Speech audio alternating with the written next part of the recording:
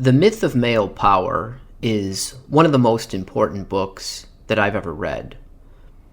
Its author, Dr. Warren Farrell, was at one time a very prominent feminist.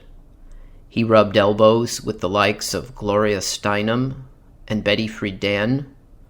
He served on the board of the New York chapter of the National Organization for Women.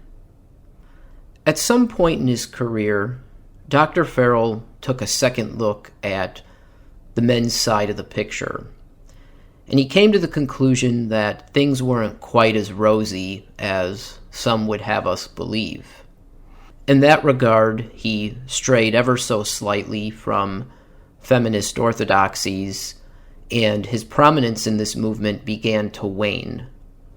Since then, he's written books, he's given lectures, but more so now dealing with men's issues. In The Myth of Male Power, he effectively demolishes this notion of male privilege, and he makes the case that both in the present, but also in the past, men have not had power and privilege over women. Now, this is very hard for some people to accept because it runs contrary to what they've been taught. But Farrell demonstrates that he has a much deeper understanding of the past. He argues that gender roles were not a product of some nefarious male or patriarchal desire to control women, but rather a function of the human struggle for survival. Because men and women are different, they played a different role in that struggle, and the role that men had to play was by no means glamorous.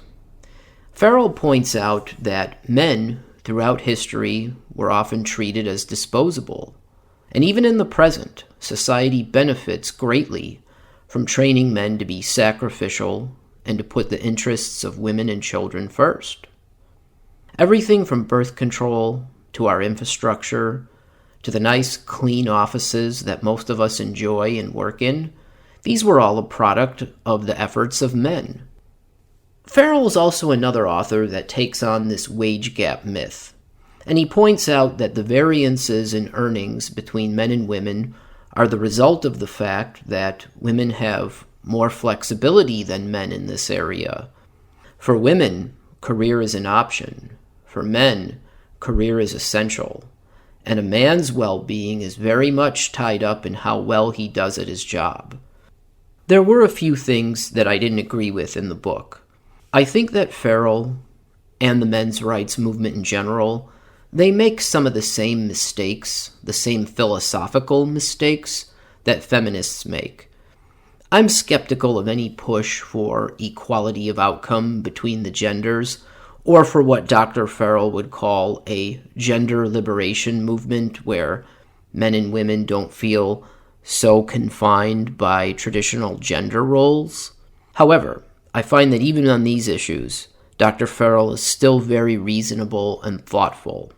Dr. Farrell demonstrates that he understands that men and women are genuinely different, and to the extent that he pushes for more equality in society, he also correctly argues that you can't ignore the men's side of the picture, but you have to deal with men's issues as well.